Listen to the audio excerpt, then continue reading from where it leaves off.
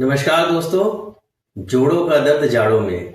आज इस श्रृंखला के अगले एपिसोड के लिए हम फिर से चलते हैं अपने हृदय पसंद डॉक्टर डॉक्टर राधेश्याम जी के पास और एक नए विषय के साथ उनसे समस्याओं के समाधान जानते हैं।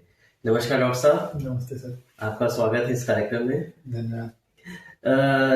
बस ये आजकल एक शब्द है जुवेनाइल इडियोपैथिक आर्थराइटिस। जी। ये बहुत सुनने में आता है, तो आज इस पर आप हम लोग चर्चा करते हैं। ये क्या है, पहले तो ये बताइए। बहुत अच्छा एक ऐसा टॉपिक है। यूजुअली हम लोग सोचते हैं कि बच्चों में गठिया की संभावना नहीं होती है, लेकिन आपको जानकारी के लिए बताया कि बच्चों में भी गठिया होती है, और बच्चों में जो गठिया होती है उसको जुवेनाइल इडियोपैथिक आर्थराइटिस कहते हैं। तो जुवेनाइल का मतलब होता है जो बच्चों में हो, इडियोपैथिक मतलब होता है कि जिसका कारण ज्यादातर अज्ञात हो, और आर्थराइटिस मतलब जोड़ों में सूजन। अच्छा, ठीक है। तो इस तरीके से हम ये कह सकते हैं कि जो बच्चों में जो होने वाले गठिया है उसको जुवेनाइल इडियोपैथिक आर्थराइटिस कहते हैं। तो बॉस, जैसे आपने कहा बच्चों में, तो हम लोग कभी सुने नहीं कि बच्चों में भी गठिया। आपने कहा ये तो एक भ्रांति बहुत बड़ी जो तोड़ी है। तो अगर ऐसा कोई बच्चा है घर में अगल बगल, तो कैसे उसमें क्या लक्षण प्रकट होंगे कि हम लोग पहचाने कि हाँ वो बच्चे वाला गठिया है उसको? जी, सामान्यतः ऐसे बच्चों में पूरे शरीर में कमजोरी लगती है और जोड़ों में दर्द और सूजन बहुत देर से प्रकट होता है। और 60 से 70% जो बच्चे होते हैं जिसमें कि एक आधा जोड़ ही खाली प्रभावित होते हैं, और 10% ऐसे बच्चे होते हैं जिसमें मल्टीपल जॉइंट मतलब कई जोड़ एक साथ प्रभावित होते हैं। और बाकी जो 5 से 10% बच्चे होते हैं वो सीरोनिगेटिव रीढ़ की हड्डियों के जोड़ों में होने वाली सूजन होती है। सीरोनिगेटिव के यहाँ हम आपको क्लेरिफाई कर रहे हैं कि सीरोनिगेटिव वो गठिया होती है जिसमें कि जो यूजुअली जैसे रूमेटॉइड आर्थराइटिस के जो रूमेटॉइड फैक्टर है ACCP और ANA, ये 3 जांचें जो होती हैं जिसमें निगेटिव पाई जाए तो वो सीरोनिगेटिव कहते हैं। तो इस तरीके से जो है लक्षण बच्चों में प्रकट होते हैं। अच्छा बॉस, बच्चे तो अभी उनकी तो खेलने कूदने की उम्र है, वो उन पे कुछ बहुत ज्यादा खान पान का भी नहीं, तो क्या कारण है कि ऐसी बीमारी उनमें विकसित हो जाती है?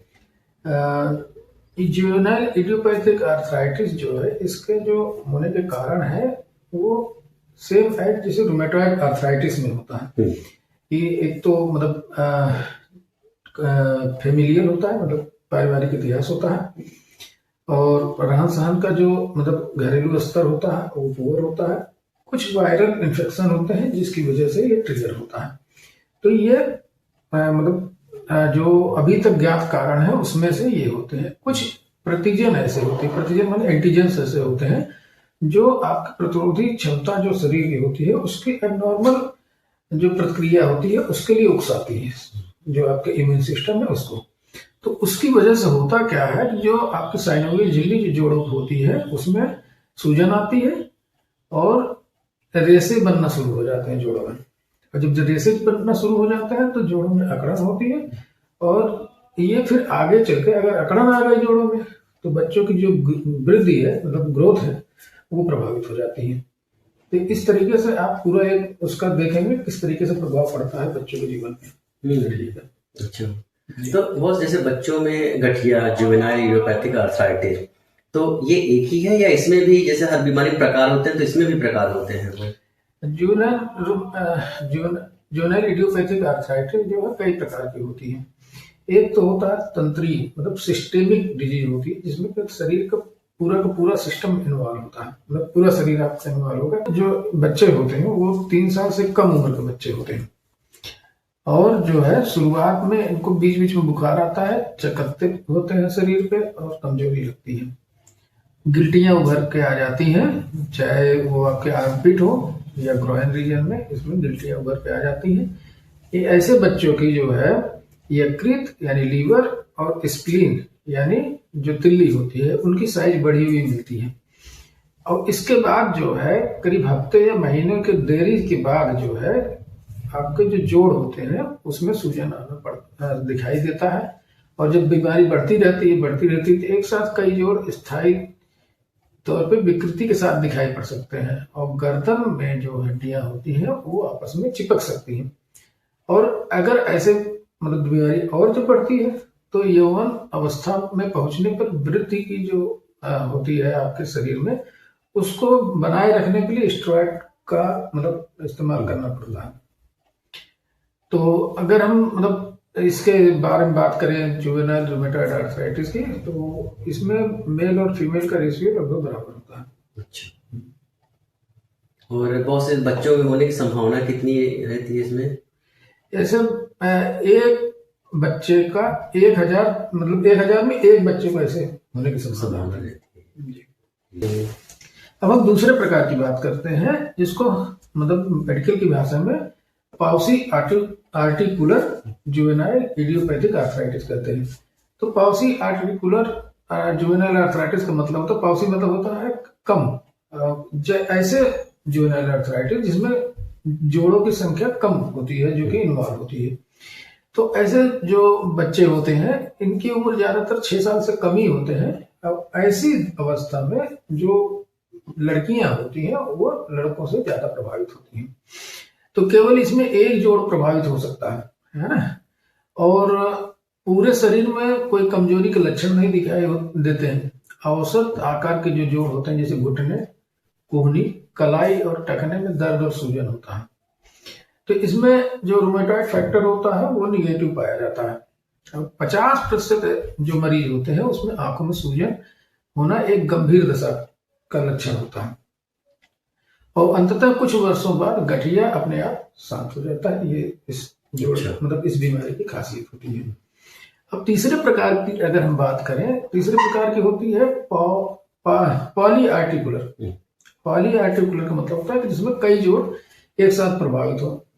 तो ऐसे जो होते हैं ये सीरो पॉजिटिव हो सकते हैं। तो इसमें ज्यादा उम्र के बच्चों इन्वॉल्वमेंट होता है और ज्यादातर लड़कियां ही होती हैं। और कम मामले ऐसे होते हैं जिसमें कि रूमेटॉइड आर्थराइटिस के तरीके से विकृति मिलती है, और रूमेटॉइड फैक्टर ज्यादातर निगेटिव मिलता है इसमें। मतलब जो रूमेटॉइड फैक्टर की जो जांच करेंगे तो उसमें निगेटिव होता है। अब चौथे प्रकार की बात अगर हम करें तो इसको सीरो निगेटिव स्पॉन्डाइलो आर्थराइटिस कहते हैं। स्पॉन्डाइलो आर्थराइटिस का मतलब होता है कि जो आपका कशेरुकदंड है उसके जो छोटे छोटे जोड़ होते हैं उसमें इन्वॉल्वमेंट होगा। तो ये बड़े उम्र के जो बच्चे होते हैं उसमें ज्यादातर लड़के प्रभावित होते हैं। और इसमें जो सैक्रोइलियक ज्वाइंट होती है, जो मतलब कूल्हे से पीछे की तरफ जहाँ पे आपका कूल्हा की हड्डी और रीढ़ की हड्डी आपस में मिलते हैं, उसको सैक्रोइलियक ज्वाइंट कहते हैं।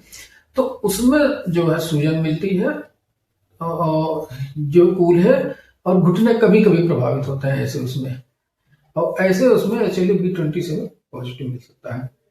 तो ये इतने प्रकार के जुवेनाइल इडियोपैथिक आर्थराइटिस होती है जी। ठीक है बॉस। तो बॉस, तो ये हमने प्रकार जाने, लक्षण जान लिए। अब हम लोग फिर से वही आते हैं उपचार की बात। तो ऐसे बच्चे अगर आते हैं तो उनके क्या क्या घरेलू उपचार और मेडिकल और सर्जिकल, उनके पास क्या क्या रास्ते होते हैं, क्या ऑप्शंस होते हैं बॉस? जो ऑप्शंस, अब हम जब आखिरी में मतलब बिल्कुल स्वाभाविक सी बात है, हर कोई चाहता है कि इलाज कैसे होगा, क्या होगा।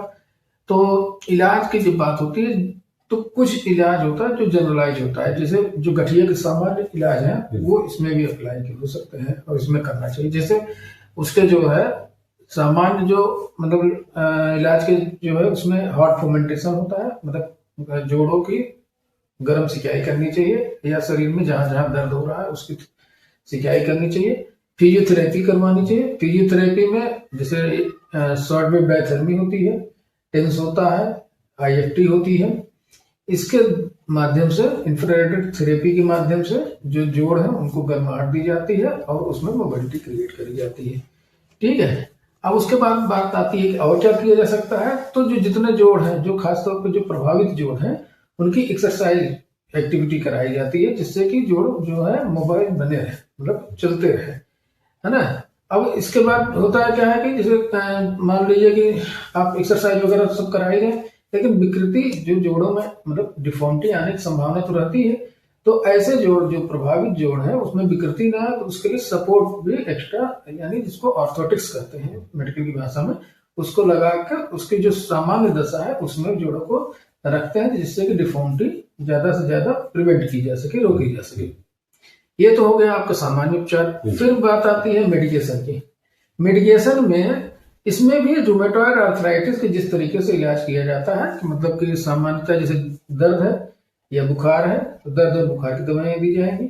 अगर बहुत कमजोर है बच्चा तो उसकी जनरल कंडीशन, जिससे वेल बीइंग, जैसे उसके शरीर जो है हेल्दी बना रहे, तो उसके लिए जो सप्लीमेंट, न्यूट्रिशनल सप्लीमेंट होता है वो दिया जाएगा। और जो गठिया की दवाइयां जैसे रूमेटॉइड आर्थराइटिस में दी जाती हैं, वो बच्चों के एज के अकॉर्डिंग डोजिंग करके फिर वो दवाइयां दी जाएंगी। और इसमें जैसे कॉर्टिकोस्टेरॉइड एक आती है जो कि इन्फ्लेमेटरी डिजीज में दी जाती है, गठिया में अक्सर दिया जाता है। तो कॉर्टिकोस्टेरॉइड का यूज तभी दिया जाता है कि जबकि और जो मेजर्स है दवाइयां और जो है उससे जो है ये आराम नहीं मिल रहा है या उसके आंखों में सूजन वगैरह ज्यादा है, तब कॉर्टिकोस्टेरॉइड यानी स्टेरॉइड की दवाइयों को इस्तेमाल में ले जाते हैं।